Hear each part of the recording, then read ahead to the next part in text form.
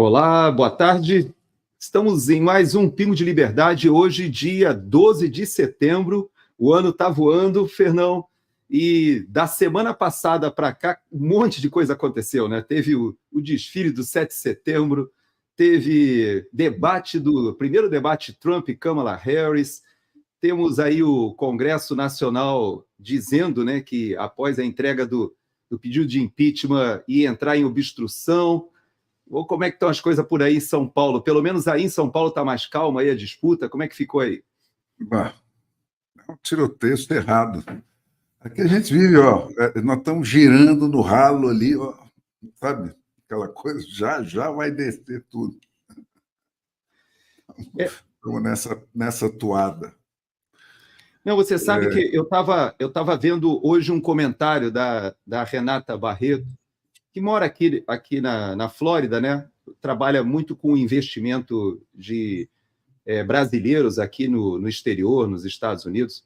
E ela parece que está morando assim com residência fixa aqui há um ano. E ela foi ao Brasil e eu achei interessante o comentário dela em relação àquelas decisões da madrugada, né, que foram tomadas ontem ali no Congresso Nacional, que eu quero até conversar um pouco sobre isso com você também.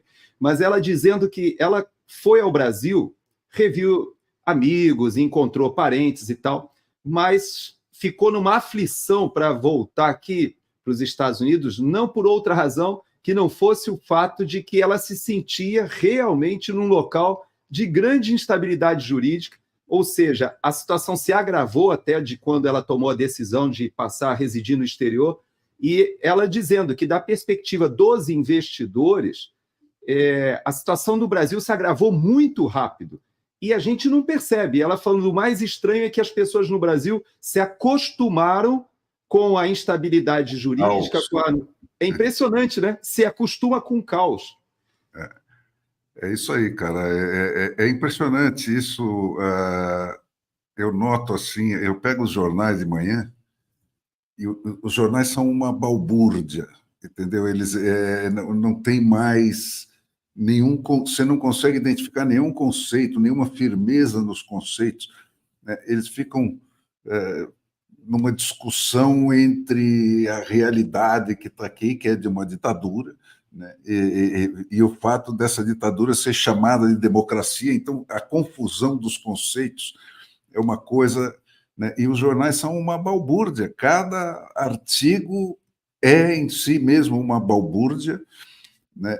Que não combina com os outros. Está todo mundo perdidaço. Perdidaço. Então, é um troço que assusta, né? Porque não tem. Eles perderam um pouco a relação de causa e efeito também. Esse é outro problema recorrente aqui no Brasil. Todo mundo confunde efeito com causa e causa com efeito, né? Então, você discute coisas que não podem ser resolvidas, né, sem a remoção das suas causas, né, como se não houvesse causas, como se elas fossem a causa de si mesmo.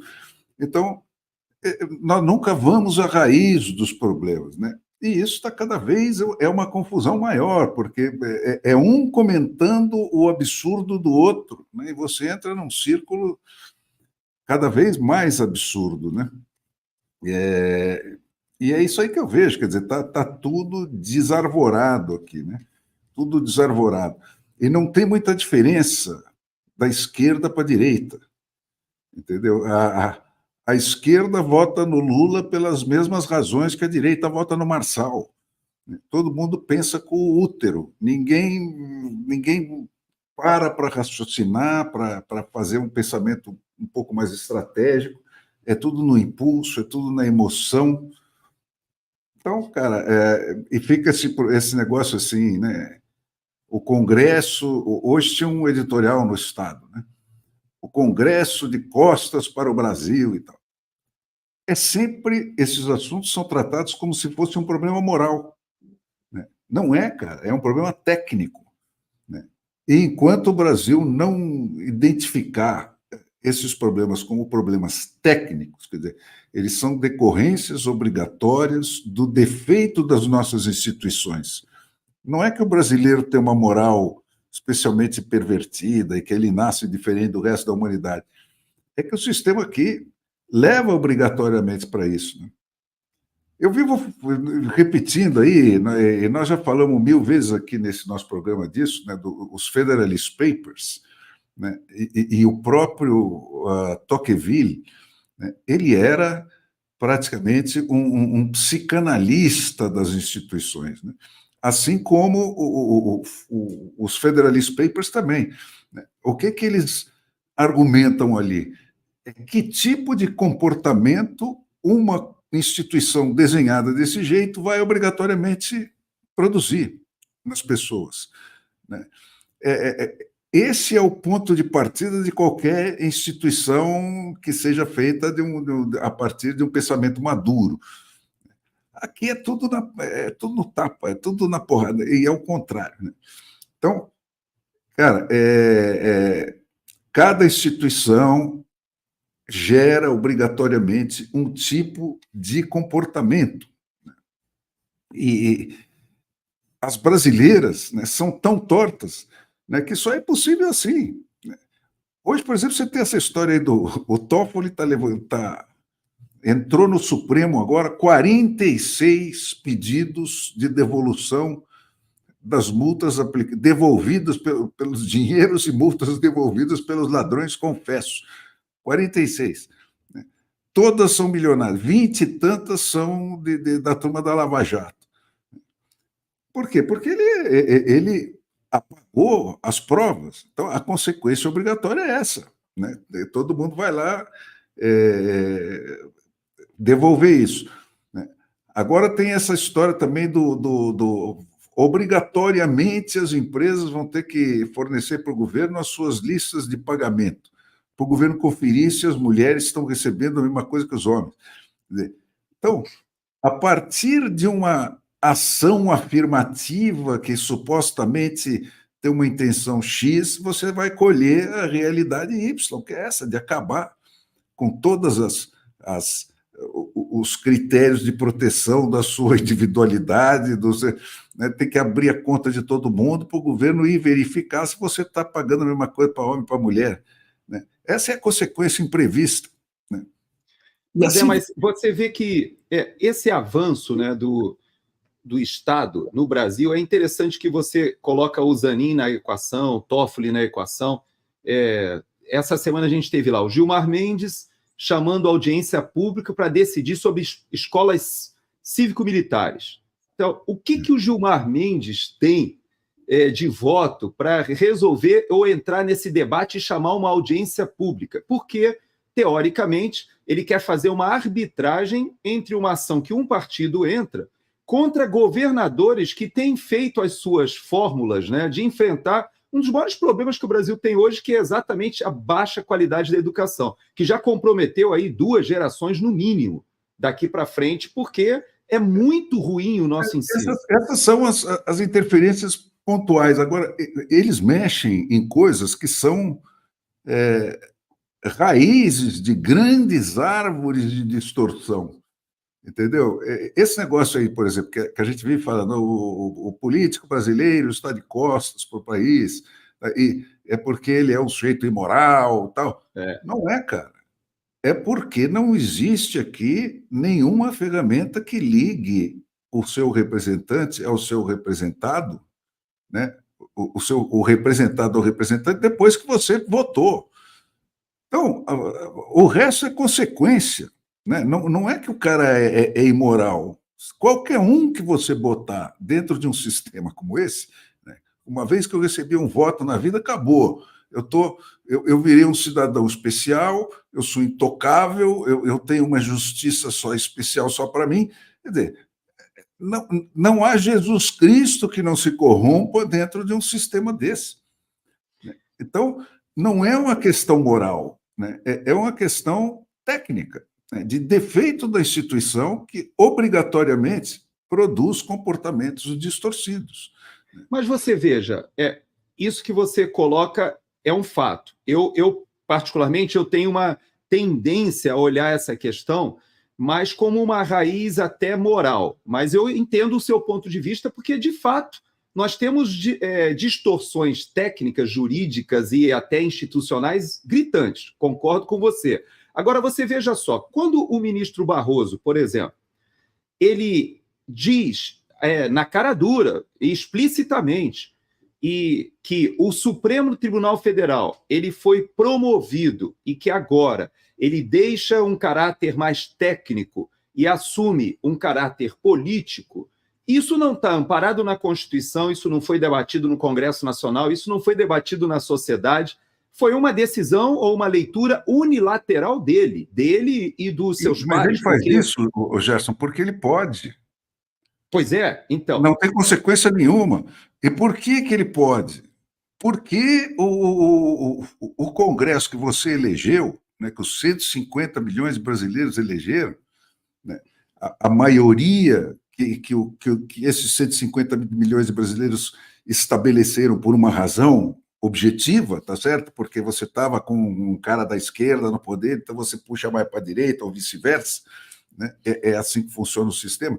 Aqui não existe isso, né? Então, o Rodrigo Pacheco, por ser presidente do Senado, tem a prerrogativa de bloquear qualquer coisa. E ele está comprado. Como será comprado todo brasileiro que for posto nessa posição? Porque comprando uma pessoa no Brasil, você compra o Brasil inteiro. Você leva o Brasil inteiro. Então, por que o Barroso pode falar essa enormidade que você está mencionando aí? Porque ele conta que o Rodrigo Pacheco não vai exercer o papel dele de atalhar o abuso de poder do Supremo Tribunal, que é do Senado. Ele conta que esse cara está comprado e vai bloquear qualquer iniciativa desse tipo. Então, não é uma questão moral e nem é o delírio do Barroso, porque se não fosse o Barroso, fosse outro, ele teria um outro delírio, provavelmente, mas delírio sempre. Né? Porque o cara que está numa posição de poder ilimitado, ele entra num padrão de delírio permanente. Né? Agora, isso é a natureza, cara.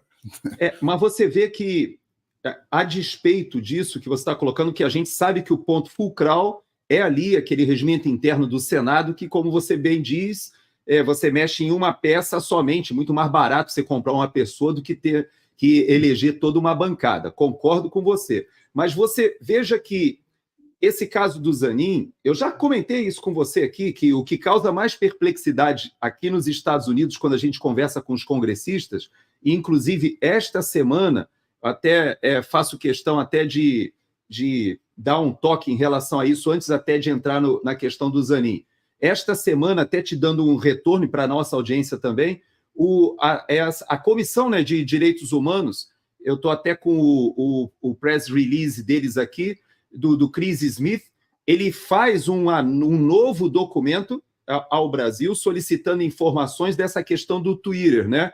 Aí algumas pessoas podem dizer assim, essa interferência, né, do Congresso americano não tem nenhuma chance de prosperar. O problema é que essa escalada ela vai reverberando aqui fora de uma maneira que chega ao ponto, como o próprio Chris Smith está ameaçando fazer aqui, e a matéria que o Metrópolis faz é justamente sobre isso, ele ameaça, como ele já fez, e ele, inclusive, nesse documento diz que ele mandou um documento ao Alexandre de Moraes que não respondeu, mandou um documento para o Pacheco, que você está mencionando, que não respondeu, e agora ele está mandando outro documento falando do X, e ele sabe que não vai ter resposta, só que ele está pegando essas não respostas para subsidiar a tal da lei que ele está escrevendo. Eu já vi um rascunho desse documento, é um documento sério que vai ter implicações no CPF para algumas pessoas, mas também terá implicações para o próprio governo brasileiro. Então, isso é só um consolo, né, Gerson? Porque é isso, quer dizer, é uma pressão internacional onde você está, pelo menos em algum outro lugar do mundo, que não é o Brasil, chamando as coisas pelo nome que elas realmente têm, né? Que é ditadura e não é democracia e vice-versa. Então, mas o ponto que eu queria dizer... Mas não rende resultado maior do que isso. Né? Então, mas eu só queria te ressaltar, até para efeito de vergonha na cara da gente, né, das pessoas que nos assistem, que esse ponto aqui foi o ponto que mais chocou os congressistas. Não é a questão do Alexandre de Moraes, que eles entendem o Alexandre de Moraes como um testa de ferro, ou como alguém assim que é meio um psicopata, um cara meio problemático. Mas quando eles olham esse caso do Zanin, eles percebem que, como você está falando, o problema estrutural é muito mais grave. Por quê? Porque eles sabem que o Zanin era advogado pessoal do Lula na Lava Jato.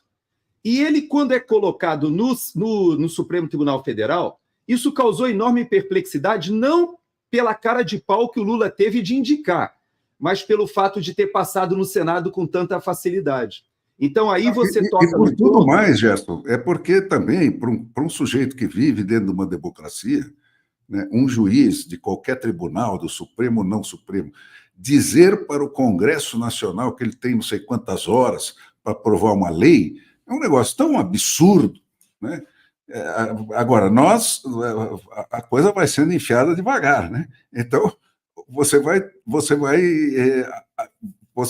tolerando isso. Agora, para o cara que está lá, né, você dizer que o poder não eleito deu 1 hora, ou 3 dias, sei lá o quê, para o Congresso Nacional, dos representantes eleitos do povo, votar uma lei do jeito que o governo quer, que não foi nem proposta pelo Congresso, é tudo um absurdo total. Agora, isso tudo, nós temos que aprender a ver a raiz das coisas. Por que isso se torna possível no Brasil? Primeiro, porque você não tem um sistema de representação. Esses partidos políticos não existem. Esses partidos políticos são criaturas do Estado. Eles não precisam ter adeptos. Eles são criados antes de terem adeptos. Eles não são sustentados por contribuições dos eleitores. Então, cara, é o quê? 3 caras que se juntam, ganham um capital de horário de televisão e mais não sei quantos bilhões para fazer campanha, só porque preencher essa regra de 3 coisas não tem nada a ver com o povo brasileiro. Ele vai lá... Né, a ressalva, e quando tem a ver, como o Bolsonaro tentou fazer o partido dele no meio do mandato, sendo presidente da República, tendo milhões de pessoas apoiando no Brasil todo, ele não conseguiu registrar o partido dele no TSE. É isso aí. Quando você tem um que é apoiado pelo público, o sistema entra em pânico. Esse não, esse é inelegível. Porque ali só entra quem é da... Então, quer dizer, aqui está tudo de ponta cabeça. Por isso que eu digo que eu pego os jornais, cara, e é um caos, porque os caras começam a discussão lá no 10º andar, quando o problema está no 5º subsolo. Então, vira uma conversa de maluco, vira uma conversa de maluco, porque não tem nenhum freio desse tipo. Agora, você vê que não é uma questão da qualidade intrínseca do brasileiro. O americano está tentando fazer a mesma coisa, olhando nesse espelho do Brasil e de outros, onde tudo isso é possível. Então, ele tenta fazer a mesma coisa, mas aí ainda você vai parar na última instância, que é o Supremo Tribunal, e o Supremo Tribunal se refere àquela mesma Constituição de sempre e recoloca a coisa no seu devido lugar. Então, a cagada não se fecha, entendeu? Volta para trás. Aí vocês ainda têm esse grau de recurso. Aqui não tem. Aqui está tudo de ponta cabeça e a cagada começa já no Supremo Tribunal. Essa é a coisa diabólica do golpe bolivariano do Foro de São Paulo. Começar pelo Supremo Tribunal, porque daí para baixo é aquilo que o Rui Barbosa já dizia. Mas você vê que, até para que a nossa audiência entenda o que está acontecendo, eu faço questão de tocar nesse assunto, porque aconteceu na madrugada, né? Imoralmente aconteceu na madrugada. Eu vi, inclusive, que você colocou na sua timeline, e eu até já tinha sido alertado, minha mulher até reclamou comigo, porque eu fui dormir mais de 2 horas da madrugada aqui nos Estados Unidos, tentando entender aquele monte de mensagens que começaram a chegar do Marcel Van Hatten, de outros, dizendo que havia votação na madrugada no Congresso Nacional. Eu não entendi nada. Eu falei, peraí, não estava com tanta dificuldade de avançar outras pautas lá na Comissão de Constituição e Justiça? Como é que, de repente, tem votação? Aí eu entendi que essa jogada, veja como eles jogam em time, né? Descaradamente. O Zanin, quando ele diz que dá 3 dias ao governo para sancionar lei da reoneração gradual, o que aconteceu para que a nossa audiência consiga entender, né? Eu acho que vale até a pena. Eu vou passar aqui só para que o pessoal entenda. Ele está atendendo uma provocação da AGU, que era aquele imbróglio da questão de uma decisão que ainda veio do governo Bolsonaro, de desoneração da folha. O Lula tenta, na marra, né, acabar com a desoneração para aumentar a arrecadação. Houve uma reação do Congresso, o Congresso reiterou que não aprovaria essa suspensão dessa desoneração. Bom, o que acontece? O Zanin, ele chama o problema e o Fux pede vistas e dá um prazo para o Congresso Nacional voltar a debater o assunto, que já tinha se decidido, ou seja, já tinha passado no Congresso. Tudo bem. O título verdadeiro dessa matéria é o seguinte, Gerson. O Zanin dá 3 dias para o governo aprovar a sua própria trapaça. Exatamente, é isso aí. E é isso que a nossa... É ridículo. E aí que você vê isso, você está mostrando uma manchete que é da Gazeta do Povo, né? E ela não conduz a essa exposição da coisa como que ela é, né?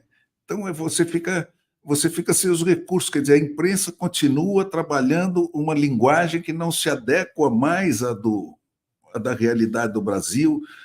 Tudo está fora de compasso aqui, né? Não se aplica o raciocínio lógico, não se aplica o raciocínio legal, né, para você avaliar uma ação ilegal do governo, né? Agora, tudo isso é complicado porque é a ação ilegal do próprio fiscal da legalidade. Então, nós caímos num círculo de absurdos sobre absurdos. E como é que você comenta isso? Com esses argumentos, porra. Não, como é que pode o cara... Tudo isso é violência. Tudo isso já foi, né? Não existe mais essa ordem de quem que apresenta leis, né? Como é que as leis são aprovadas. Não, ela já vem lá de cima com uma ordem para um sujeito que é um traidor dentro do sistema do legislativo, né, que enfia uma coisa falsa lá, e essa coisa sai aprovada com carimbo, como se fosse um ato do legislativo. É tudo mentira.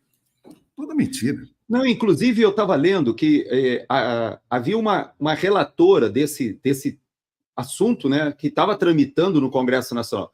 A coisa ficou tão descrachada, como você está falando, né, tão evidente, que ela abandonou e teve que o líder do governo, aquele, o Capitão Cueca, lá, como é que é o nome dele? Eu esqueço do dólar na cueca. O que mais que é o líder do governo. Essa semana foi solto outro com dólar na cueca, você viu? Pois é. 24 horas. Rápido. Mas não de 17 anos. 17 anos. Não, 17 anos é só para quem pinta de batom. Mas, de todo jeito, isso foi feito de uma forma a 4 mãos, né, entre o Zanin, o Supremo Tribunal Federal, o governo, que precisa disso, e eles ainda tiveram o desplante de poder fazer o ajuste, né, acrescentando ali 8 bilhões, 12 bilhões de contas esquecidas, outro de litígios, né, que estavam depositados em juízo. Eu fico pensando, esses 12 bilhões em litígios depositados em juízo, se o governo vai incorporar isso ao Tesouro para gastar, significa que se essa pessoa ganhar esse litígio na justiça, isso vai cair no precatório lá na frente, que estava depositado em juízo, ela podia rapidamente receber, agora vai virar um precatório que vai jogar esse problema lá para frente. Então, é uma cara de pau. O pessoal faz isso na madrugada, escrachadamente. Então, nós estamos, cara, com todas as portas arrombadas. Não, o que sobra, como eu tenho insistido sempre e chamar a atenção das pessoas para isso, é um grupinho aguerrido dentro do Congresso, nas 2 casas. que é o pouco que está resistindo e tentando desesperadamente puxar a coisa para dentro da ordem legal, estabelecida, né? Ou desestabelecida. É a única coisa que ainda faz sentido. Mas esse pessoal fica nessa dificuldade. Quer dizer, quando eles agem em grupo, né, o governo ainda é obrigado a fingir que está seguindo os ritos. Né? Mas saiu da frente da tela da televisão, do momento de apresentar o projeto, de fazer aquelas reuniões que eles fazem para apresentar todo mundo em conjunto e tal, a coisa vai lá para um escurinho lá do fundo da Câmara ou do Senado, onde algum falsário desses dá uma bicicleta dessa no povo brasileiro. Quer dizer, pô, todo dia esses caras baixam mais uma paulada que tira mais 50 bilhões da economia viva para jogar para dentro da economia morta. Todo dia. Todo dia. Então, e aí você... Qual é o componente que está faltando, né, que desequilibrou esse jogo? Eu também bato sempre na mesma tecla. É a imprensa. Né? Porque se juntasse a imprensa com os 30 do Senado ou com os 150 da Câmara que estão brigando, né, pela volta à legalidade e ao sistema de três poderes, como é a função e o papel da imprensa, né, esses dois juntos ficaria imbatível. Agora, com a imprensa ajudando a enganar sempre, né, em tudo, meticulosamente, o Brasil cai numa confusão, numa balbúrdia, ninguém mais consegue estabelecer nada, porque o senso comum não vale mais. Está tudo subvertido. E você sabe que você, quando compara o que está acontecendo no Brasil e em outras partes do mundo, e hoje até eu queria trazer essa questão mais do ambiente internacional comparando com o que está acontecendo no Brasil. A gente percebe que, em algumas coisas, nós somos até um laboratório até mais arrojado, né? Mais avançado do que tenta se fazer em outras partes do mundo. Mas existem alguns movimentos que acontecem que deixam a gente até perplexos, né? Por exemplo, você acompanhou no México aquela votação ontem, né? O Senado do México, ele toma a decisão de fazer uma reforma do judiciário que seria, para muita gente, e talvez muita gente caia um pouco nessa questão, porque a gente olha e acha que seria uma ótima ideia. Porque, veja bem, o que foi aprovado, o que o López Obrador conseguiu aprovar dentro do Senado, foi que a Suprema Corte lá vai diminuir de 11 para 9 e os juízes do país, inclusive os da Suprema Corte, passam a ser eleitos pela população.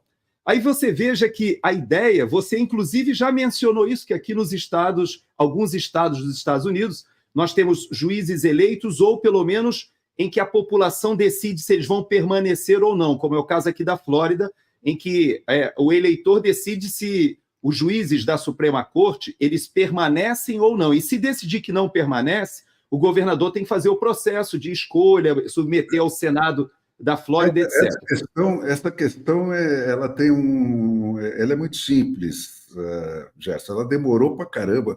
Ela sempre foi o principal nó da democracia americana, né? Como resolver o problema do controle do judiciário, né? Que é o poder não eleito, mas que tem a prerrogativa de tirar a sua propriedade, a sua liberdade e até a sua vida, né? Conforme a circunstância.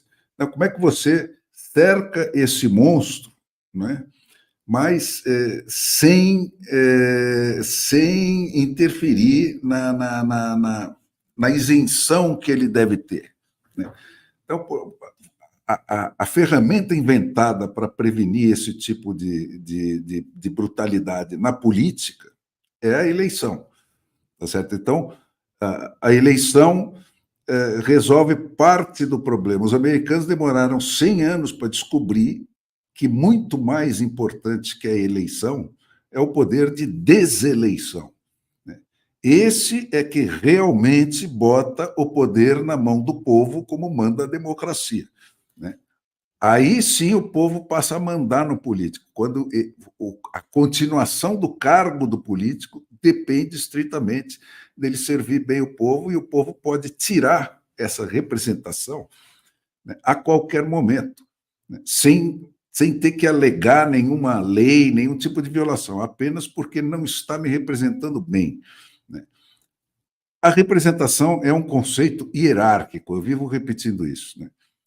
Hierárquico. Se você não tem o poder de mandar no seu representante, ele não vai representar você, ele vai representar ele próprio. Porque o que é o representante na democracia? É o cara a quem você delega a sua vontade, a sua posição, né, sobre as questões de discussão no país, né, para ele atuar dentro do centro do poder, né? Lá no lugar onde vai fazer leis que todo mundo vai ser obrigado a obedecer. Então, ele estando lá no centro do poder, ele já passa a ser o alvo de tentações gigantescas, né? Vão tentar subornar, vão tentar, etc. Então, se você não tiver esse poder de mando, né, nesse cara, ele vai virar o que são os legisladores brasileiros, né? O cara, pô, você votou nele, ele te diz tchau, nunca mais você tem poder de alcançar ele. Então, eles demoraram 100 anos para descobrir isso e aí instituíram o recall, né?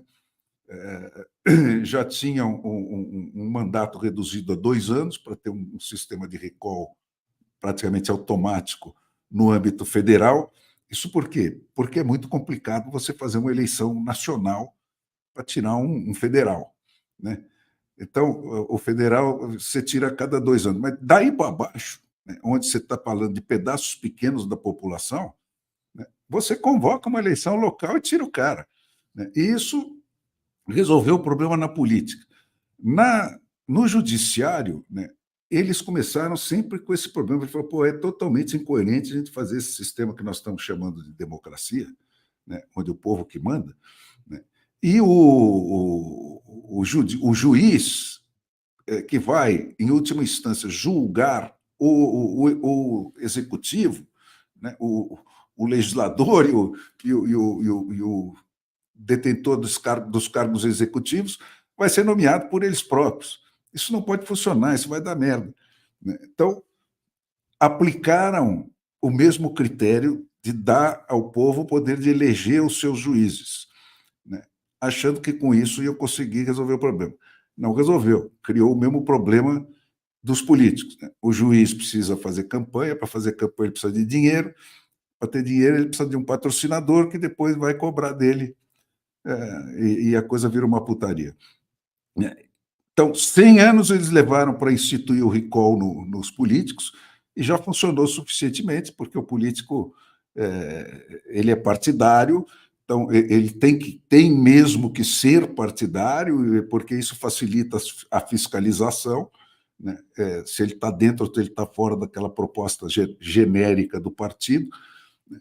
Então, tudo bem. Agora, para o juiz, isso criou um sistema de corrupção. Só em 1940, portanto, já 150 anos depois da criação, eles quebrando a cabeça lá para resolver esse problema, inventaram esse sistema novo aí de retention elections, né? Então, aonde vai esse sistema? Não interessa quem nomeia o juiz. Até faz sentido que seja uma elite ou um board de juristas ou uma mistura disso com o legislativo e tal, né? Então, aí, como cada estado faz do seu jeito, né, alguns mantêm ainda a eleição de juiz, porque isso não é mais importante. O que é importante é que você pode deselegê-los, né? Então, a cada 4 anos, vem aquela pergunta na sua cédula a respeito dos juízes em cujas mãos você pode cair porque você está naquele distrito eleitoral. E o judiciário também funciona segundo áreas geográficas, né? Uhum.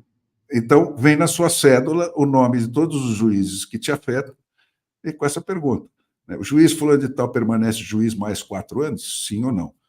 Isso está perfeitamente dentro da receita da Constituição, que diz que o juiz permanece juiz while good behavior, né, enquanto ele se comportar bem. E quem vai julgar se ele se comportou bem? Esse é o ponto, esse é o pulo do gato. Né? Quem vai julgar é o freguês, né? É o cara que está aqui fora. Então, o que é para um juiz, né, se comportar bem? Né? É entregar a proteção da sociedade. Né? E o que é a proteção da sociedade, do ponto de vista de um juiz? É não dar mole para bandido, é não entrar em corrupção e é aplicar a lei igual para todo mundo, né? Que são critérios que todas as pessoas nascem com essa noção. Você não precisa frequentar uma universidade para saber que o império da lei tem que ser assim, com lei igual para todo mundo, não importa se você é rico, se você é pobre. Todo mundo, qualquer analfabeto sabe isso. Então, qualquer analfabeto tem o critério perfeito para avaliar se aquele juiz está se comportando bem. Né? Porque para um juiz se comportar bem é isso, é entregar segurança para a sociedade. Se ele não está entregando, rua. E esse rua significa que ele vai ter que procurar outra profissão. Porque juiz aí não precisa ter formação especial nenhuma. Ele precisa ser um sujeito de boa reputação, cuja biografia, pelo menos, não conteste que ele tem se comportado bem, que ele é um cara honesto e tal. Né? E ele vai permanecer lá enquanto a biografia dele permanecer assim. Né? Sair fora, tira o cara. Então, esse troço do México é mais uma manobra para revogar o judiciário, né, e tirar qualquer medida de restrição do poder do executivo, é o que me parece, né, do que para resolver esse problema. Né, porque eleger pessoas produz, só, sem mais nada, produz o mesmo efeito que produz aqui você eleger deputado, senador e vereador. Nada. Né? Você continua sendo capacho, né, carne de canhão para o cara te comer. Né? Agora, depois que você ganha, junto com esse poder de eleger, o poder de deseleger a qualquer momento, aí a democracia se instala. Aí o poder passa para a mão do povo. Né? Aí você põe um patrão nessa canalha. Né? E ele passa a viver como nós todos vivemos. Você trabalha para quem tem o poder de te demitir. Né? E você trabalha para ele bem porque ele tem o poder de te demitir. Né? Se você pudesse ficar lá recebendo seu salário sem ter que entregar nada, você não entregava nada. É o que acontece. Pois é. Esse caso do México, ele para mim, ele suscita um bom debate para a gente conversar. Porque o que acontece? Esse partido, né, essa frente de esquerda que está à frente do México, já está há décadas. E o México ele tem uma grande presença dos cartéis de drogas hoje, que dominam grande parte do território mexicano. Nesses locais, eles não somente colocam os seus representantes no sistema parlamentar mexicano, como eles conseguem também, como no Brasil, cooptar, compra ali um juiz, um promotor. Só que o sistema jurídico, ou pelo menos o sistema judicial do México, ele conseguiu ainda se manter com uma certa resistência, e ele combate o narcotráfico, e ele combate também, muitas e muitas vezes, esses avanços que a esquerda queria fazer, por exemplo, na modificação do processo eleitoral, que facilitaria ainda mais essas localidades dominadas pelos cartéis de drogas a avançarem ainda mais sobre o poder legislativo. Então, veja só o que acontece lá.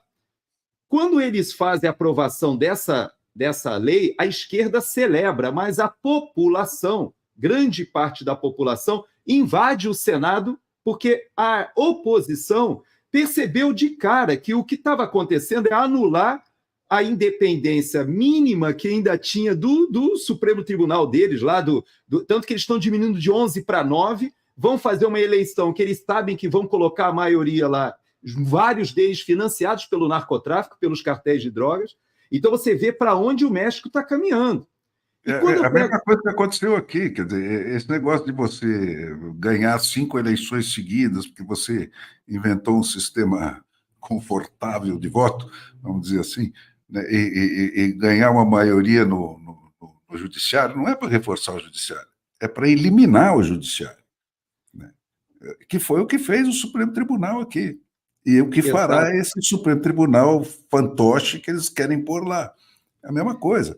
Por isso que quando essa tua o chamada... Supremo Tribunal, a primeira medida, na hora que ele conquistou a maioria, qual foi a primeira medida dele? Eliminar a condenação do Lula por 3 instâncias do judiciário abaixo do Supremo Tribunal, com 3 juízes cada uma, né, por unanimidade, que foram aumentando, a cada instância a pena dele foi aumentando e não diminuindo. Então, assim que eles ocuparam o 7º posto do judiciário, eles desmancharam tudo isso, quer dizer, revogaram a existência do judiciário brasileiro. E da Coisa própria que, se Lava você Jato, fizesse por decreto ou na porrada, caracterizaria o golpe, tá certo? Do jeito que eles fizeram, fica essa coisa esquisita que você... Então, fica todo mundo tentando discutir isso com critérios legais que já não existem. Não, e é interessante como quando você fez essa provocação aqui, e eu faço a associação, porque você coloca aqui, pesquisas regionais antecipam derrota do PT. E, obviamente, está se referindo às eleições municipais. Cruzamento de todas elas indica que, em matéria de capitais, o PT só está na frente em Teresina. Aí você coloca esse mapa, que é um mapa interessante, os que estão à frente ali na maioria dos estados, etc. E só o Piauí que aparece ali com o PT. E aí, aquela frase do José Dirceu, ela ganha todo o significado quando você fala sobre essa questão do Supremo Tribunal Federal e quando a gente compara com as eleições. Veja que quando ele diz que o PT tomaria, ou a esquerda, ou a frente que ele entende ideológica, tomaria o poder, o que não significa ganhar eleições, ele justamente estava fazendo o diagnóstico até honesto, né, intelectualmente honesto, explicitamente explicando que quando você ocupa os espaços importantes do poder, independe de quem ganha a eleição. Essa que é a verdade. Né? Então, o que o Brasil precisaria examinar, e provavelmente a história fará isso lá na frente, né, é essa coincidência, né, entre a instalação do voto pelas urnas eletrônicas e o fato de que, daí por diante, o PT nunca mais perdeu uma eleição, a não ser a do Bolsonaro, né, depois de 4 eleições seguidas e um impeachment, né, aí, finalmente, o povo brasileiro conseguiu vencer a coisa, principalmente porque, nesse meio tempo, teve o advento da internet e tal, e descontrolou um pouco o controle que eles mantinham sobre o sistema inteiro. Mas é isso, cara. Tomaram o poder, como ele, o Zé Dirceu, o Barroso, todos eles falavam isso, né? Dentro do Congresso, nós não vamos ganhar a eleição, nós vamos tomar a eleição. É isso aí, está tomada. Então, e agora, até fazendo uma comparação, né? A gente viu essa questão do México. Eu, ontem, na minha live do Conexão Brasil para a TV Flórida, quando eu abordei esse assunto, eu até lembrei da questão de Israel, né? Um pouquinho antes do ataque do Hamas, ali do 7 de outubro do ano passado, as maiores manifestações de rua populares de Israel contra o Benjamin Netanyahu foram da história. Nunca teve manifestações populares em Israel tão grandes quanto aquelas que foram feitas contra o Benjamin Netanyahu antes do ataque do 7 de outubro. E depois, quando eu estive lá em dezembro, eu percebi que todo mundo era quase unânime uma certa rejeição ao Benjamin Netanyahu, mas todo mundo parou, fez uma pausa, né, no debate político por causa da questão do atentado terrorista, e ali eles entendiam que não era o momento para o debate, para a discussão política. Mas esse assunto é interessante, por que eu trago agora com essa comparação do México? Porque em Israel não tem Constituição. É interessante que Israel é um dos poucos países democráticos no mundo que não tem uma Constituição. E lá, eles até brincam, não sei se você já ouviu essa brincadeira, que os judeus dizem que, na verdade, não tem Constituição porque não teria como fazer uma Constituição e até hoje eles não teriam assinado a formação do Estado de Israel, lá de 48. Porque ele falou que quando você tem dois judeus conversando, normalmente você tem pelo menos 3 opiniões divergentes, né? Então, ele fala que seria impossível, em 47 para 48, fazer a formação do Estado de Israel se estivesse esperando até hoje eles conseguirem um consenso para uma Constituição. Mas, tirar dessa brincadeira, o fato é que Israel é um dos países mais parlamentaristas do ponto de vista democrático que eu conheço na face da Terra. De fato, lá existe uma representação da sociedade, o parlamento manda muito. Só que o que aconteceu? O Benjamin Netanyahu fez uma coisa muito parecida com o que está acontecendo com a Espanha, né? A gente vai falar daqui a pouco sobre o Edmundo González ter ido para a Espanha. Mas lá na Espanha, hoje, o primeiro-ministro, que é um socialista, ele não tem a maioria no Congresso ou no parlamento, mas ele fez o seguinte, ele fez uma coligação com os separatistas bascos, ali os separatistas, para ele conseguir ficar à frente ainda. Então, embora os separatistas não sejam socialistas, mas ele fez uma coligação. O que aconteceu com Benjamin Netanyahu? Ele fez uma coligação com os partidos religiosos mais extremistas para se manter no poder. Bom, então você vê que, embora o parlamento em Israel seja muito forte, a Suprema Corte de Israel começou a dar umas travas no Benjamin Netanyahu. E aí ele aprovou uma lei no parlamento dizendo que o parlamento poderia fazer aquilo que a Carol Detone está querendo fazer lá na Comissão de Constituição e Justiça, né? Que você vê que a Carol Detone agora está querendo aprovar uma série de freios e contrapesos ali com o nosso STF. Então, quando o Benjamin Netanyahu fez essas propostas, a população, que é uma população majoritariamente em Israel, ao contrário do que a esquerda no Brasil pensa, a população em Israel é majoritariamente progressista. O pessoal pensa que Israel é um país conservador, religioso. Quando você vai a Israel, é a maior parada gay que existe, uma das maiores do mundo. Você vai na praia, parece que você está na praia do Brasil, da Europa, todo mundo de biquíni normal, você não vê ninguém de burca. Ou seja, é um país que você olha, poxa, isso é um país normal do Ocidente. Só que lá, assim como aqui nos Estados Unidos, e por isso até quando a gente fala do debate da Kamala Harris ontem, a gente vê a saia justa dela, porque a maioria dos judeus aqui nos Estados Unidos, que são ligados à política, eles são ligados ao Partido Democrata, porque o judeu aqui nos Estados Unidos, ele é progressista, ele é liberal, ele é a favor da liberação das drogas, ele é a favor do aborto, ele é a favor de todas essas pautas que a esquerda traz. A maioria dos judeus em Israel também são. Muito rico e sofisticado, já está no alto estágio da corrupção moral. Então, né? Mas também não é besta, né? Já sofreu o suficiente para saber qual é o limite para tudo isso. Então, Bom, então deixa eu só por uma partezinha aqui. A Gilberta está pedindo aqui que eu poste no Instagram ou no Pingo de Liberdade os posts do X. Eu estou informando para ela que tudo que eu publicava e publico no X está no vespero.com. Então, se você se inscrever lá no vespero.com, você vai ter todas aquelas notas que saíam no X, estão lá, né? E continuam saindo no X para o resto do mundo, né? O problema é que você não consegue acessar, mas você tem esse canal. Pode ir no vespero.com, que todas aquelas notinhas estão por lá. Mas você estava dizendo, Gerson, de Israel? A minha conexão aqui caiu, mas você acho que se manteve no ar. Eu vou pegar aqui só um comentário que está aqui a Júnia. Mentira, a esquerda em Israel é minoria. Ele está pegando informações de jornais esquerdistas. Então, Júnia, eu não estou pegando informações de jornais esquerdistas, não. Eu fui a Israel em dezembro e conversei com a população. O que existe em Israel é que, de fato, nós temos uma sociedade lá muito tecnológica, como o Fernão colocou, muito no estado da arte. Os jovens lá têm uma vida muito mais parecida com o Ocidente do que a gente imagina.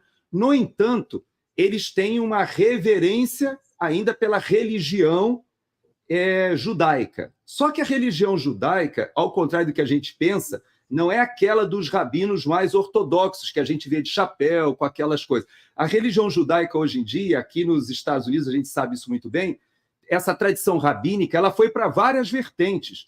E em Israel tem essas vertentes todas. E as vertentes mais progressistas, que são aquelas justamente que o Fernão fala, o pessoal já está muito rico, muito sofisticado, o pessoal não é muito ligado às práticas religiosas que remetem ao nosso conservadorismo judaico-cristão. Então, na sociedade de Israel, você tem representação. Por exemplo, eu encontrei parlamentares árabes, que são, inclusive, islâmicos, ou seja, que eles adotam a religião muçulmana e são cidadãos com todos os direitos em Israel. Se você olhar o sistema de saúde em Israel, interessante, Fernão, médicos, enfermeiros, área jurídica, tem um monte de árabe. É árabe pra caramba, só que são cidadãos israelenses. Então, eles têm um processo... Na medicina, as raízes são muito árabes, né? Exato. As raízes primeiras da medicina estão muito lá.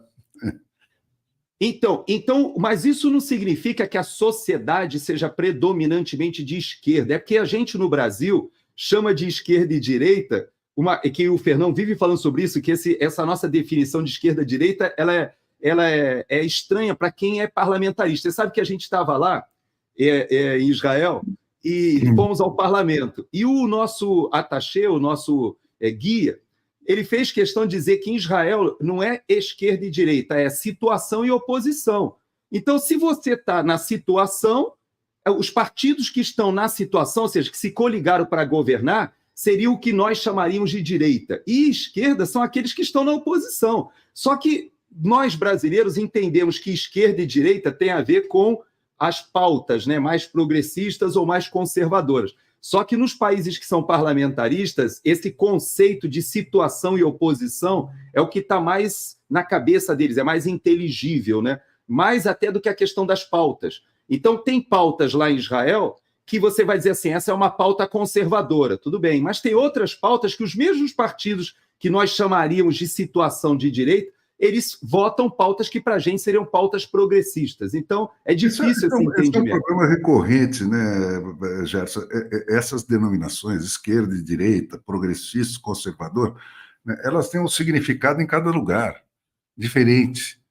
Né? São contextos muito particulares, né? As zonas de sobreposição desses conceitos num lugar e no outro são enormes. Né? Então, dá muita confusão. Né? Um monte de coisa que aqui é chamada de esquerda, em outros lugares são atitudes chamadas de direita, né? ou formas de pensamento conservador ou progressista estão de um lado ou de outro desse baralho lá no outro país. Né? E isso que explica um pouco aquela história da Babel, né? E um pouco o que está acontecendo aqui, né? No Brasil, né? Você tem... me volta muito à cabeça aquela coisa do Oswald de Andrade, né? Da nossa forma antropofágica de absorver culturas de fora. Né? E hoje, com a internet, né, você tem um despejo de tanta quantidade de coisa, né, que essa antropofagia vive dando indigestão. Não dá tempo do sujeito digerir a coisa. Né? E essa forma antropofágica de absorver, né, implica que você engole tudo sem as nuances. Né? Por exemplo, esse fenômeno do Marçal que está rolando aí, né?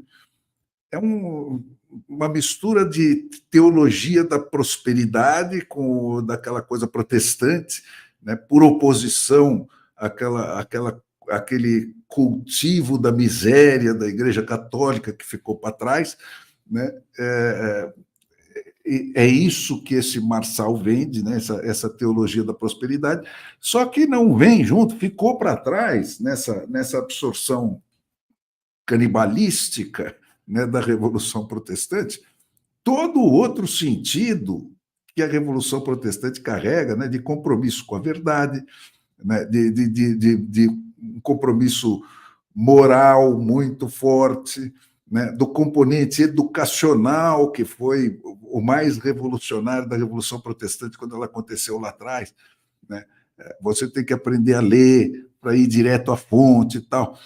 Aqui, tudo isso não tá no baralho, fica só essa coisa da teologia da prosperidade, né? E isso é derramado por cima de uma população que, porque você tem uma crise, né, do conhecimento estabelecido e das formas de ascensão social pela educação e tal, né, que estão em crise, né? Hoje, esses caras tipo Marçal, que entram pela internet usando um monte de truques e com isso fica milionário, não porque ele tenha feito qualquer coisa que mereça toda essa remuneração, mas por um tipo de esperteza qualquer, atuando em cima de uma falha, né, da cultura, do sistema. Então, confirma aquilo que ele fala, né? E a visão que ele tem do mundo. Sinceramente, ele tem essa visão, né, de que você basta você querer, que você prospera, que você... Então, isso é muito positivo, né? Que seja revogada aquela moral católica arcaica.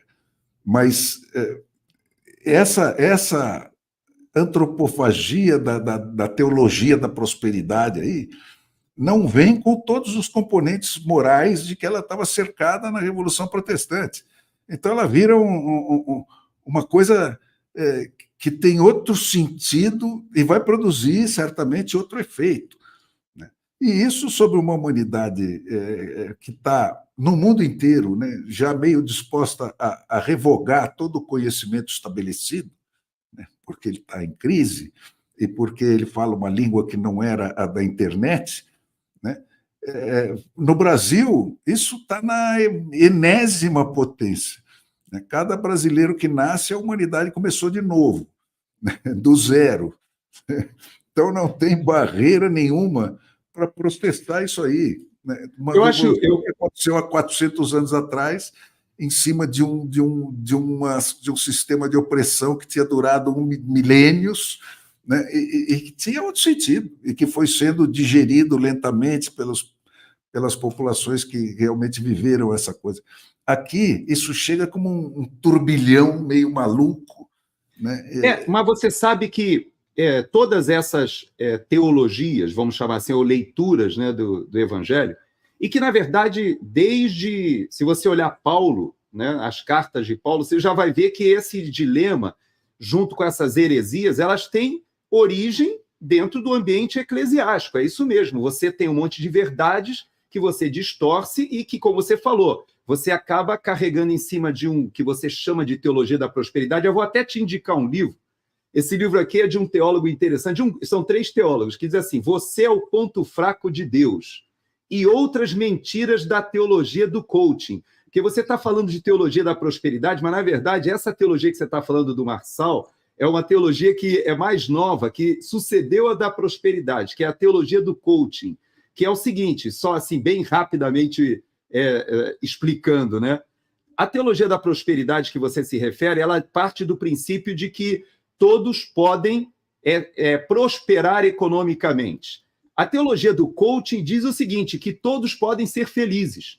E se todos podem ser felizes, você vende uma série de verdades, assim como a teologia da prosperidade, ela é baseada em várias verdades, só que, como você disse, ela não traz o completo, porque esse arcabouço que você fala moral, ético-moral, ele vem de um cristianismo que foi alicerçado em cima dos mártires, do sofrimento. Não era só essa parte boa. A Revolução Protestante, na verdade, estava reafirmando os preceitos morais do catolicismo que o catolicismo tinha vilipendiado.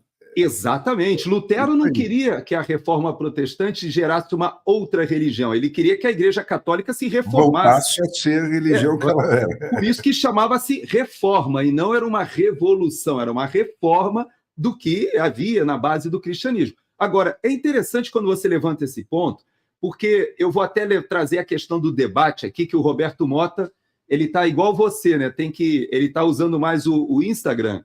ele era muito ativo no X. Eu tenho publicado algumas coisas do Roberto Mota e suas também na minha timeline do Twitter, para poder as pessoas acompanharem, né? Aproveitando que eu estou fora. Agora, de todo jeito, ele faz essa brincadeira, que ele diz assim, ó, a campanha democrata pede tripla bancada no próximo debate para dar espaço aos moderadores junto à Câmara. Porque, realmente, quem assistiu o debate, foi o primeiro debate da campanha, percebeu que houve uma ação dos dois jornalistas que faziam a mediação, e particularmente um dos jornalistas foi muito duro, ele interrompia o Trump, desmentia, trazia um fact-checking no meio ali, dizendo e tal. Mas, na verdade... Mais que esperado, né? Mais que esperado, só que sabe quem talvez não tivesse se preparado adequadamente? Foi o próprio Trump. Porque o que aconteceu? A Kamala Harris, para quem não conhece, ela é pior do que aquela imagem que a gente tem da Dilma Rousseff. Quem conhece a Dilma Rousseff mais de próximo diz que ela não é aquela pessoa que a gente vê nas entrevistas, que parece ser uma pessoa completamente limitada, que não consegue chegar a alguma conclusão, começa falando uma coisa, chega em outra. Eu não sei se é questão de dislexia, seja lá o que for, mas o fato é que quem conhece a Dilma Rousseff diz que ela não é aquela pessoa inculta que muitas vezes ela parece ser. Agora, no caso da Kamala Harris, os americanos, eu posso dizer para vocês, eles tinham uma imagem pior do que nós brasileiros temos da Dilma. Então, todo americano achava o seguinte, a Kamala Harris não vai ter a menor condição nem de começar a debater com o Trump. E o que aconteceu é que o Trump ele chegou, de fato, na minha avaliação, com uma posição muito arrogante, despreparada, achando que com a experiência que ele teve de presidente, ele um comunicador, ele ia atropelar a Kamala Harris, mas ela se preparou. Então, ontem, o que aconteceu nessa primeira experiência, pelo menos, de debate presidencial, é que a Kamala Harris ela não só foi bem preparada, como ela tocou em alguns pontos com muita maestria, porque desestabilizou o Trump em vários momentos do debate. Então, eu creio que ele agora vai ter que se preparar melhor, eu acho que ele vai ter que respeitar o fato de que os democratas não vieram para brincadeira. Você vê que todo o mainstream jornalístico diz que a Kamala Harris venceu o debate, atropelou o Trump, que agora é uma questão certa que os republicanos vão perder no swing states. Então, eles estão atropelando em cima no dia seguinte, né? Esse aspecto todo aí que você descreveu, Gerson, para mim é o que menos me emociona, porque esse é o lado que eu considero negativo da democracia americana, que é essa coisa de quem tapeia melhor, né? Então, o debate, o cara vai preparado, usa truques de Hollywood, não sei mais o quê, né? Mas o que me choca e me deixa triste em relação à crise americana é ver esses dois aí, né? E os temas em torno dos quais gira a eleição presidencial americana. É tudo... Quando você tem esse fato que está aí, quer dizer, o Trump foi o primeiro presidente dos Estados Unidos da América que foi banido da rede social. Exato. Foi banido. Tiraram a palavra dele, né? E isso é um marco na história da humanidade, né? Que mostra que, esses caras valem hoje menos e estão submetidos ao poder dessas redes sociais, né? Essas redes sociais têm poder demais. Então, quer dizer, eu imagino um Reagan, né, que discutia os conceitos da democracia, né, debatia, e não só ele, né, os Churchills, né, que pegavam as coisas realmente de raiz do problema e tal. Aí fica essa periferia, né? Quando você tem essa crise desse tamanho, quer dizer, você tem 4 redes, isso há 2 semanas de distância da confissão do Zuckerberg, né, de que ele cedeu, ou que o FBI entrou dentro da rede dele e obrigou ele a fazer coisas, a família Biden obrigou ele a fazer coisas, né, e eles todos distorceram a eleição. Quer dizer, você está chutando os conceitos fundamentais da democracia americana, né? As bases da coisa, né? E esse assunto é tabu, né? Nem o Trump, que foi vítima dessa coisa, né, pode mencionar isso aí, porque ele é um sistema que depende de voto, e hoje o contato do candidato com seus eleitores está na mão de 4 pessoas, né? Uma das quais é o Elon Musk, que entrou nisso por patriotismo, né, por altruísmo, porque ele está vendo ameaçada toda a ideia da democracia e gastou 40 bilhões de dólares para ver se ele abriu uma brecha nessa muralha, né, e mostrou tudo aquilo que está nos Twitter Papers, né, que revelou para o mundo a fraude gigantesca que está em curso e que da qual não escapa nem os Estados Unidos. Você não tem uma palavra disso no debate da presidência dos Estados Unidos, né? Não porque o Trump ou quem seja esteja alheio a isso, mas porque se ele abrir a boca para falar isso, ele vai ser boicotado nas redes e ele não consegue falar com seus eleitores.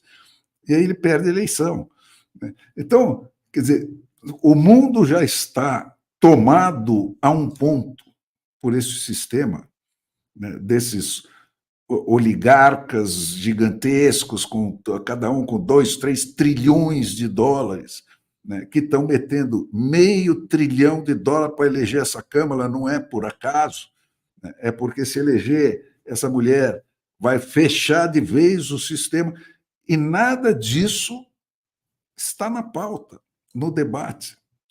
O debate continua girando em torno de aborto, de sexo, de raça, toda essa trapaça woke aí, que não significa nada, né? Nada. E você vê como você tem razão, vê que como é sutil a questão, né?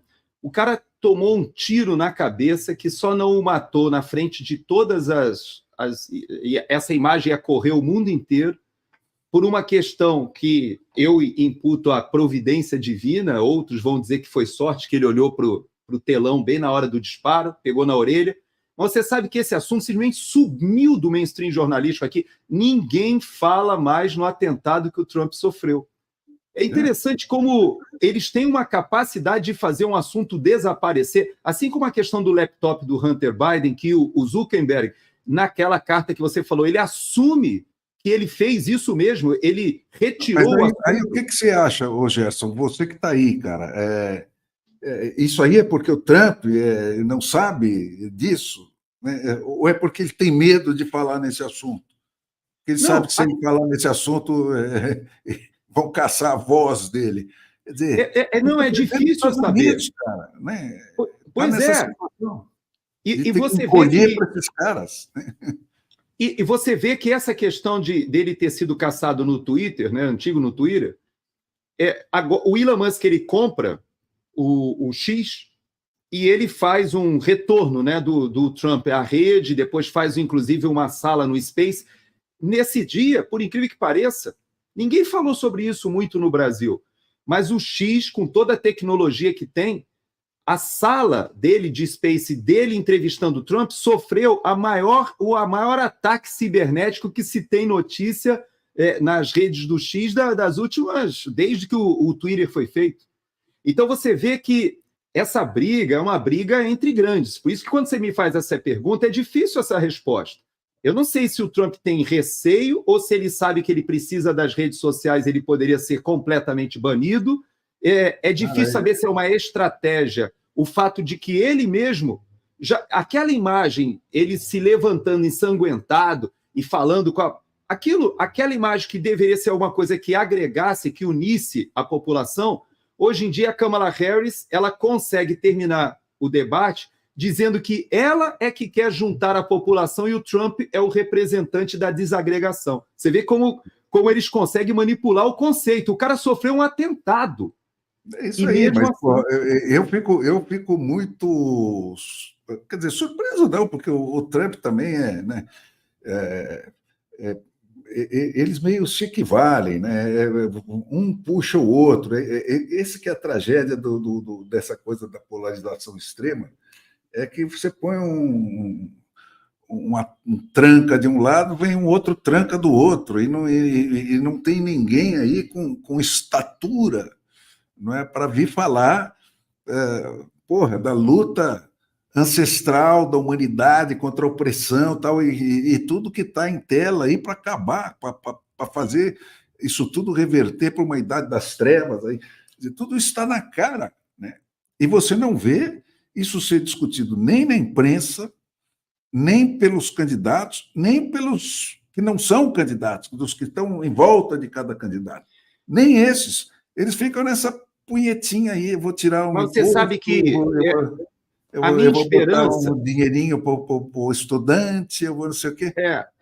Mas você sabe que a minha esperança, por incrível que pareça, nessa eleição... Hoje mesmo eu estava debatendo isso hoje com uma família que é eleitora democrata. Aliás, é bom a gente entender que os imigrantes, de modo geral, aqui nos Estados Unidos, assim como a comunidade negra aqui dos Estados Unidos, eles tradicionalmente são majoritariamente eleitores do Partido Democrata.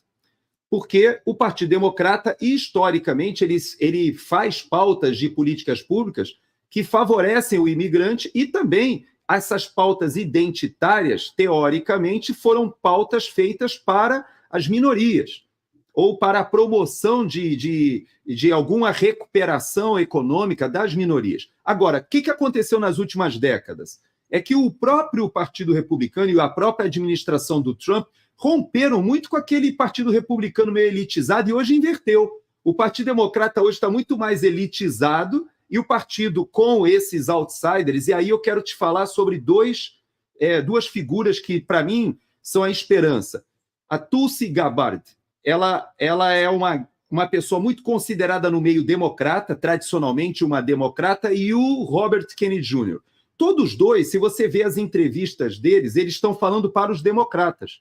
Eles estão falando para os independentes e para os democratas, dizendo que se os Estados Unidos continuarem avançando nessa direção do endividamento trilionário, da inflação que perdeu o controle e das questões que são ligadas à geopolítica e à forma como os Estados Unidos se coloca fora da própria base territorial, eles estão levantando que o Partido Democrata se transformou num partido que conspira contra o próprio americano, contra a própria Constituição americana.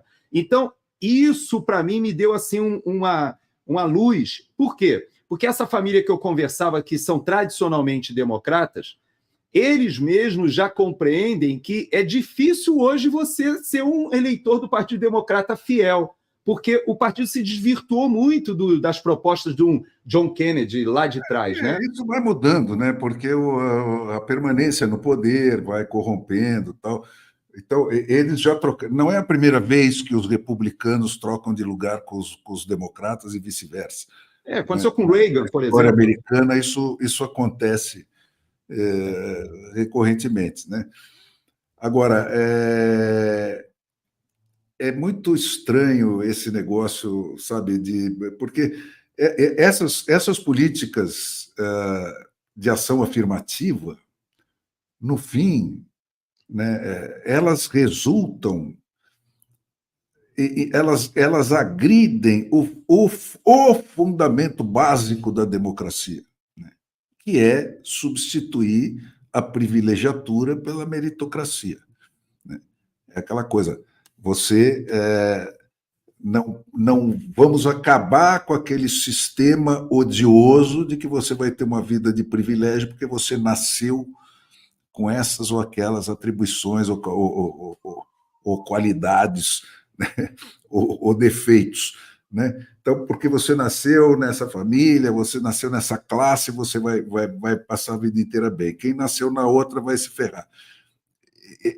Essas ações afirmativas e essas questões de identitárias, como você disse, né, repõem isso aí. Quer dizer, você vai se dar bem se você for preto, se você for gay, se você for não sei o quê, e se você não for, você vai ser apedrejado, não importa o que você faça. Né? Então, é que nem esse episódio patético que está tendo aqui no Brasil, né, do ministro dos Direitos Humanos, que é pessoa preta, de esquerda, cheio de prerrogativas e não sei mais o quê, e passava a mão na genitália da ministra, que é pessoa preta. E aí cai o cara. Né? E qual é a reação do governo? Põe outra igual, pela mesma razão. Não tem qualificação nenhuma, está envolvida num baita caso de corrupção para roubar dinheiro de uniforme de criança, de escola, né? E bota essa mulher porque ela é pessoa preta, de esquerda, não sei mais o quê. Quer dizer, diante da prova, né, da falsidade desse critério, você repete o troço. E isso é verdade aí também. Né? Essas coisas identitárias aí não é só um truquezinho para você cooptar parcelas da população. Ele produz isso que está produzindo. Né? Ele acaba com a democracia, porque ele reinstala o sistema absolutista. Né? Ele vai para a direção de um proprietário só de todas as coisas, os monopólios. Né? A esquerda lá atrás, né, na época do Lenin, né, qual era a bandeira da esquerda? Acabar com os monopólios e tal. Hoje ela é a patrocinadora dos monopólios, e os monopólios são patrocinadores dela. Né? Essa coisa identitária resultou em quê na prática? Isso que nós estamos vendo aqui na USP. Né? O sonho do Hitler. Você tem um tribunal racial agora, que chama o sujeito e olha para se ele tem narina larga ou não tem narina larga, se a cor dele é suficientemente preta ou não é. Meu, quer dizer, é tudo o inverso. Né? E isso é desde o começo. Né? Esse projeto socialista, marxista, comunista, nasceu assim. Né? O que ele queria era repor aquilo que a democracia tinha acabado de destruir, que é o absolutismo. Né? Um sujeito, dono de tudo, que entrega pedaços do aparato de produção para os seus barões, hoje chamados oligarcas, né? E esses caras controlam a população, dando ou tirando o direito dela trabalhar. É isso que sempre foi esse socialismo, voltar, e tudo sob nome falso, democracia, o cacete, é o inverso, é o inverso. Eles estão voltando para o absolutismo, né? As políticas de afirmação contra o racismo instalaram oficialmente o racismo, né? É tudo pelo avesso, cara. É tudo pelo avesso. Você vê que quando você fala do socialismo, eu acho interessante a gente pegar um exemplo que no Brasil as pessoas não acompanham muito, e a nossa audiência, como é bem antenada, talvez eles tenham pescado isso. Eu cheguei a colocar essa ida do Edmundo Gonzalez para a Espanha, que aconteceu na semana passada. Muita gente disse que isso até, de certa maneira, iria esmorecer a própria oposição dentro da Venezuela. E muita gente disse que foi, na verdade, um acordo entre o Maduro e o primeiro-ministro socialista da Espanha, que foi uma maneira de tirar o Edmundo Gonzalez de dentro da Venezuela. Ele parece que estava refugiado na própria embaixada da Espanha, e isso teria sido uma combinação do Maduro com o primeiro-ministro lá da Espanha. Mas veja que interessante é que deixa eu pegar aqui para a nossa audiência poder assistir aqui. De Edmundo González Urrutia como ganador de las elecciones presidenciales de Venezuela. Se vota en sus propios términos. Empezamos la votación.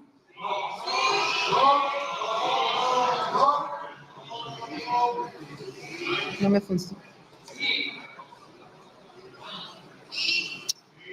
No me funciona. Já vai acabar aqui. Olha só a diferença.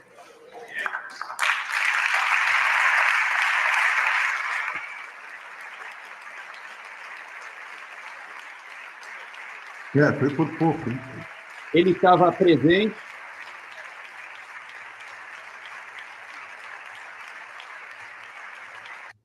Então, você Vamos a empezar veja entonces que, las votaciones. En primer lugar, você veja que essa situação foi uma situação que ainda não está resolvida. Por quê? Porque o parlamento ele aprovou, ou seja, reconhece que o Edmundo González foi o vencedor da eleição. Isso dá uma força à estada dele na Espanha bem diferenciada, mas o primeiro-ministro ainda não endossou a decisão do parlamento, porque ele ficou numa situação. Você viu que a votação foi bem apertada, porque os partidos de sustentação do governo sabem que foi feito esse acordo para tentar achar uma saída para o Maduro, por incrível que pareça. Só que o parlamento e a maioria da população na Espanha não pensam assim. Eles enxergam realmente a ditadura na Venezuela, entendem, né, qual é a luta da Maria Corina Machado. Então você vê que mesmo o socialismo desse da Europa, a social-democracia na Europa, de modo geral, estão entendendo que há uma ditadura ali. Mas você sabe que o político socialista que está envolvido, que estava com Chávez, está envolvido com a questão do narcotráfico. Eu não sei se você lembra quando o El Podio foi preso na Espanha e foi agora extraditado aqui para os Estados Unidos, o Hugo Carvajal. O primeiro-ministro espanhol não queria extraditar para os Estados Unidos, e o El Podio explicou por quê. Ele disse que houve dinheiro do narcotráfico, houve dinheiro que foi via Venezuela para o Partido Socialista na Espanha. Você vê como é que as coisas acabam sendo conectadas. Né? Essas organizações são internacionais, né, Gerson? E ninguém, hoje, nesse universo da política, né, reage pela situação específica que está em exame. Né? Ele reage por quanto isso vai contribuir ou não para prevalecer a posição dos esquerdistas sobre os não esquerdistas. Né? É só isso. Porque eles são uma máfia internacional, passa dinheiro um para o outro, tal, né? Um elege o outro, que esquemão Foro de São Paulo. Tal. Então, para o parlamentar espanhol do partido de esquerda, ele não quer saber se o Maduro fraudou ou não fraudou a eleição. É outro tipo de raciocínio que está lá. Né? Que... Você viu a fala do Marcel Van Hatten, na Comissão de Constituição e Justiça, na qual ele fala para um... Eu não me lembro qual era a parlamentar ou o parlamentar da esquerda, mas ele, olhando no olho desse parlamentar, ele diz o seguinte: sabe qual é o seu problema? É que você, parlamentar de esquerda, está olhando a viúva do Clezão aqui e você não está enxergando um ser humano aqui. Você está tão obcecado pela tua pauta ideológica que você não consegue perceber que está a viúva e as duas filhas aqui no plenário. Para você, elas não têm direito humano, elas não são humanas. Elas representam o que você entende de guerra política. Então você vê como é que a sabedoria que ele teve de colocar essas palavras que você está falando, que é o que acontece na Espanha hoje. Eles não percebem o que está acontecendo. Claro que consegue perceber, mas a ideologia é cega, né? Isso aí virou...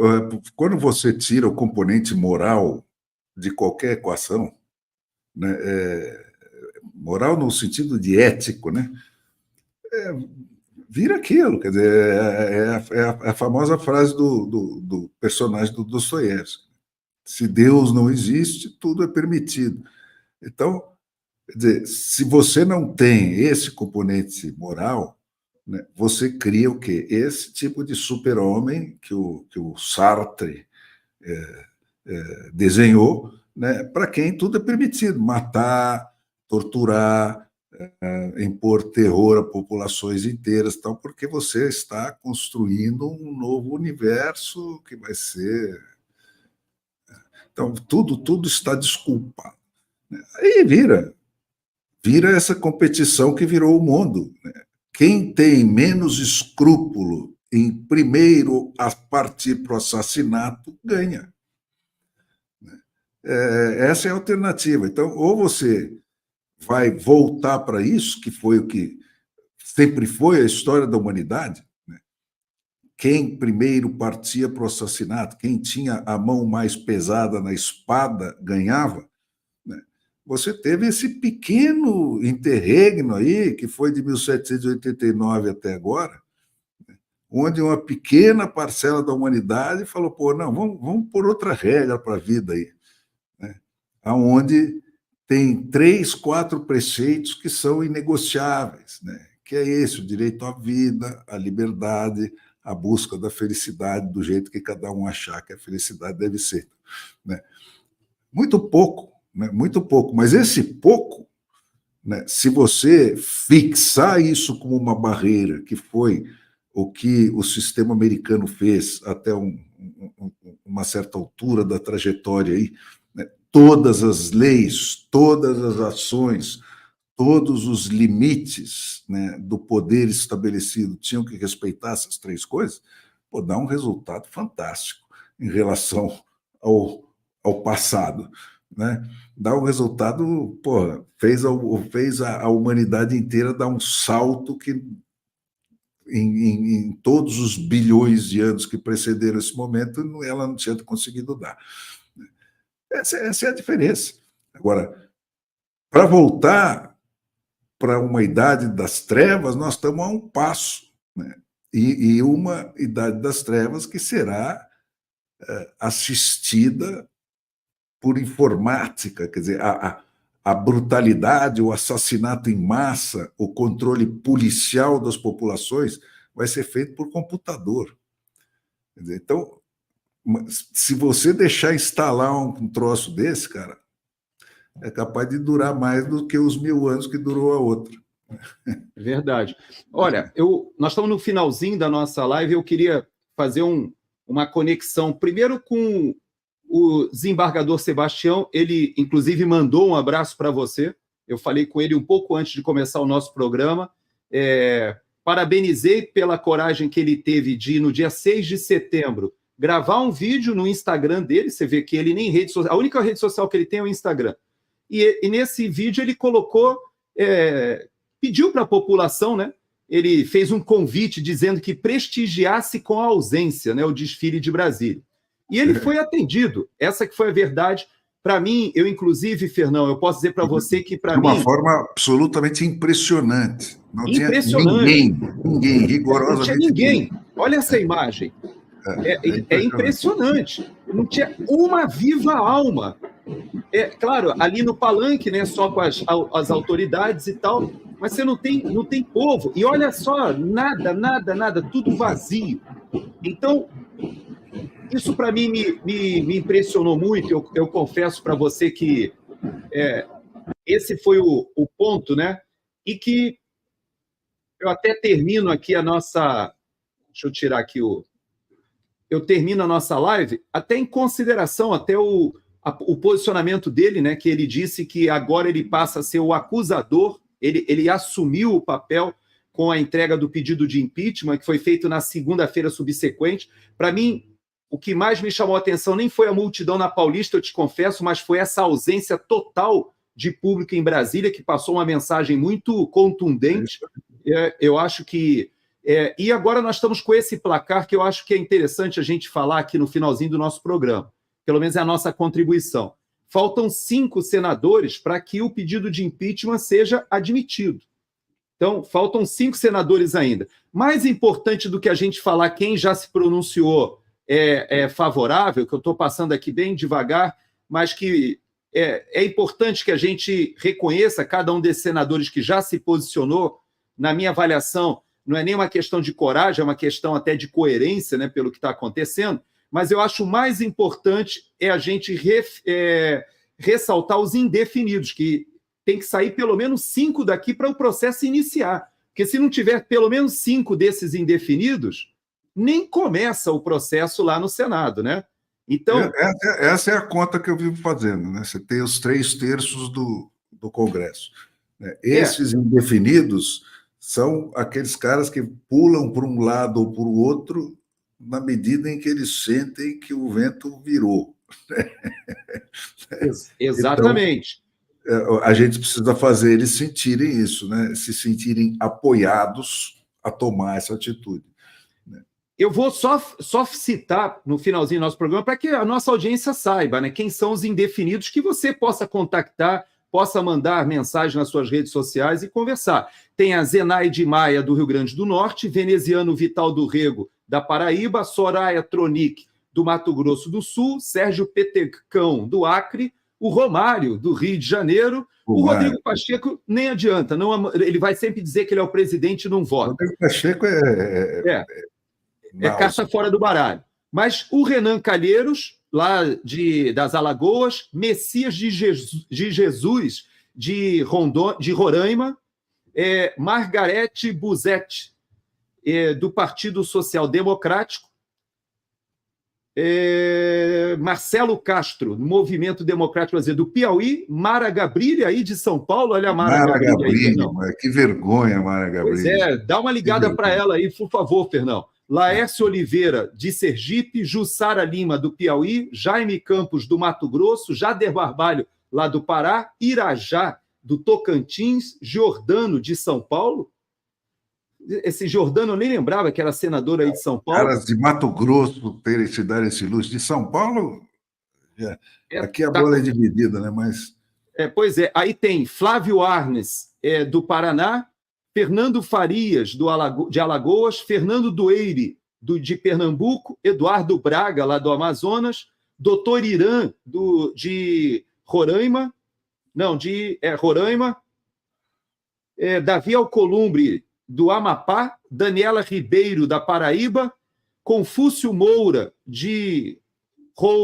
eu nunca sei se é Rondônia ou Roraima, aí é Rondônia, o outro é Roraima, de Rondônia, Ciro Nogueira, do Piauí, Bené Camacho, do Maranhão, Ângelo Coronel, da Bahia e André Amaral, do União Brasil, da Paraíba. Esses são os indefinidos. Se você puder, de alguma forma, conversar com eles, tiver forma de mandar mensagens, nós precisamos de pelo menos 5 desses para começar o debate, porque depois, para aprovar a cassação, precisa de mais. Aí tem que convencer mais gente. Isso aí, Fernão. É isso aí. Estamos na luta. Estamos na luta, não desistimos. Daqui a pouco eu encontro vocês de novo lá no Braddock Show, que é uma iniciativa do Mato Grosso, mas que acabou ganhando repercussão nacional. Espero vocês lá no Braddock Show daqui a pouquinho. O Fernão não fez a live de ontem, é bom a gente falar, porque a sua audiência ontem sentiu a falta da sua live. Explica aí o que aconteceu. O meu comparsa na live caiu doente, uma doencinha um pouco chata, violentinha, então não deu para ele fazer ontem, meio na última hora. Estava com febre, né? Estava com febre, estava. Então foi isso.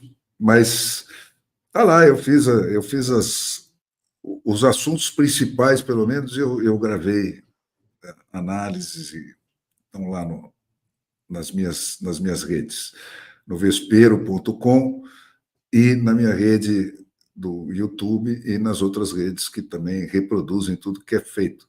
Então, como perguntou aí uma das nossas ouvintes hoje, aquilo tudo que saía no X continua ao alcance dos brasileiros, porque os outros canais ainda estão aí. É isso aí. Então, vejo vocês daqui a pouco lá no Braddock Shows, que puderem me dar esse privilégio. E amanhã também eu estou no Mundial Telenotícias, lá com Paulo Echevarria, de Brasília, se Deus quiser. Então, até semana que vem, Fernão, obrigado. Até semana que vem para você também, que está conosco até agora. Até mais, gente.